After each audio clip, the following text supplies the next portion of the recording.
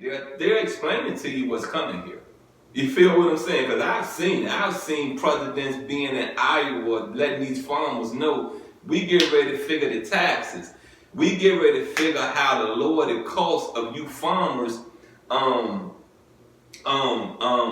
being able to produce this food. We're trying to figure out the property tax, the food tax. We're trying to figure all this out for you. So it's understanding for these crop sharers, you know what I mean, for these businesses of these farmers that, you know what I mean, okay, this is what's going to change here. Okay, let me look at this and see what advantage I'm going to get out of this if I get this president in office. You feel what I'm saying? Let's go and get back into this pamphlet. Prophet Muhammad and his small group of followers endured persecution for 13 years in Mecca. Eventually, they were forced to leave Mecca and migrate to Medina, a city whose people eagerly welcomed them. Here, Muhammad established the very first Islamic society which eliminated the spiritual and social problems rampant in the Arabian Peninsula. Freedom of religion was instituted in Medina. Women are honored and respected as equals. Racial discrimination was practically eliminated. Tribal warfare was replaced with united ties of brotherhood. Usury and alcohol were completely forbidden. So I ask you this right here. You know what I mean? We talking about Muhammad, the last prophet of God. You got what I'm saying?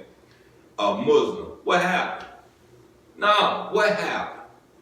Right here is telling you that all the things that Muslims point out today, all the things that Muslims have said, you know, the white man this, the wages, you know, it's a lot that Muslims, that what I just read is going on now.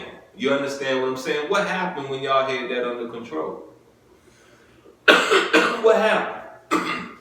See, y'all came into America, figured what the black community need to hear to become a Muslim. You understand what I'm saying? To become a Muslim. And y'all numbers are not really where you want it to be. But you can't keep on with your hate speeches. You can't keep on saying that the white man is the devil, because it has been proven and it has came to not a cease but a slowdown. You understand what I'm saying? A slowdown where that if you're speaking of hate, then you're trying to provoke something. If you're speaking of racial inequality, then you're trying to provoke something. You understand what I'm saying? You understand? Because it exists, but it does not exist on a scale where that there's a big issue of it. You understand what I'm saying? Of it. And I know most everyone over the age of 20 or maybe over the age of 10 understand what racism is. You feel what I'm saying? They understand it. You got it? Now look at what Muhammad did. He made it where that there was no racism in Mecca, Medina. There was none. You feel what I'm saying? None. This is what religious equality done in Medina, and this is what this man did. You feel what I'm saying? So what happened? How did things get off track? How did things land unperfect? Let's get back into this reading.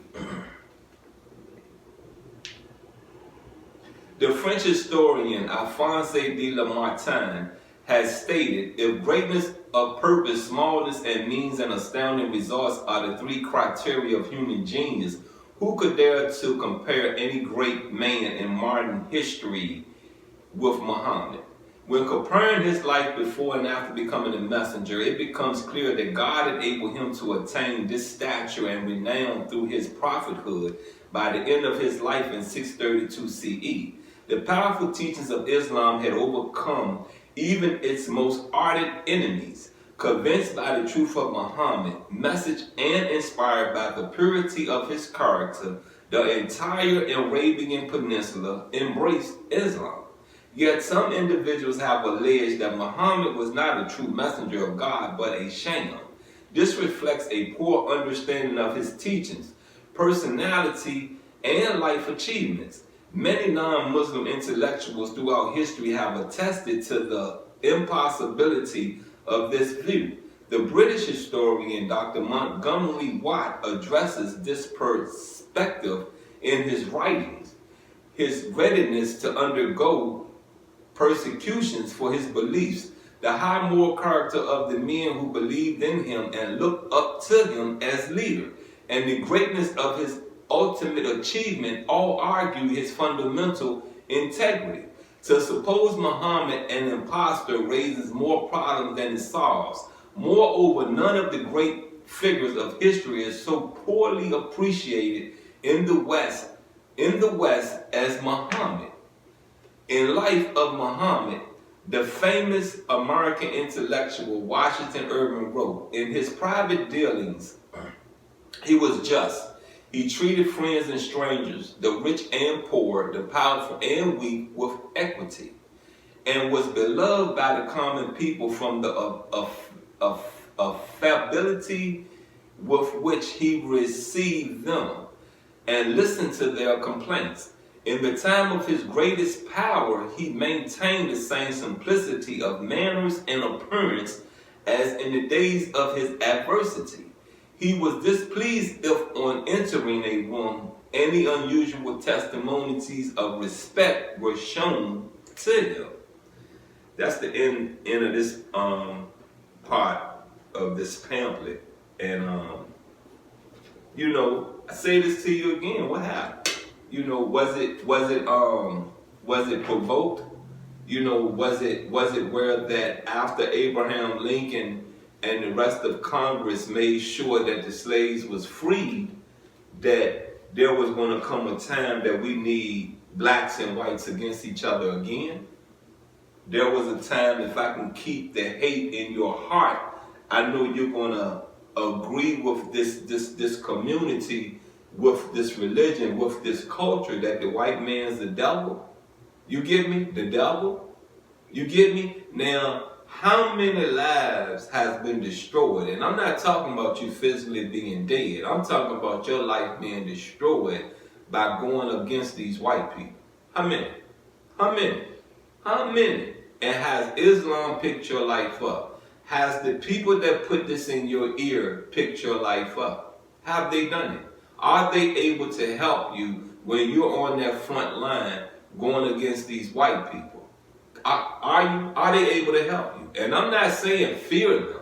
You understand what I'm saying? Don't fear them, but have your information, have your complaints, have your tribulations accurate. You feel what I'm saying? Accurate. And when you take these things to Congress, because right now you got to deal with Congress. You feel what I'm saying? You might as well walk on Washington to get something done. You feel what I'm saying? There's no sense of having a rally in the street. There's no sense in confronting a white person, being very negative to them. You get what I'm saying? Take it to Congress. Get you the right speaker, get you the right face, take it to Congress, and let's get some laws, in place, and let's get some problems solved. You feel what I'm saying? You feel what I'm saying? Because it's easy to reach people when you find out the tribulations they go through. When you find that out, it's easy to reach them because you're talking directly to them, right? Right? Directly to them. So when you're talking directly to someone, and immediately they get you, they understand you. But what is the underline, the back page of you trying to reach me? What's your game? You feel what I'm saying? What is your game? What is the end road to what you're starting with me? Look, you've been with the Nasty Pastor. There's been another reading from Muhammad, the final prophet of God. Peace be upon him.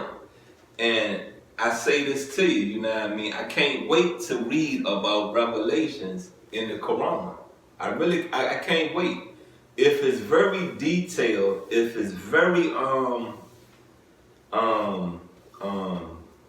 answerable, there's answers in here. It's very different than the revelations in this Holy Bible. You feel what I'm saying? This Holy Bible. Then I'm going to say to you is this right here. You got it? This is what I'm going to say to you. Is that we know the cultures are different. You feel what I'm saying? They're different. So the revelation should be different. You get me? But if the revelation is the same, I'm going to tell you what I always tell you. It's only one word. Many names, but it's only one word. I'm out, and I love you.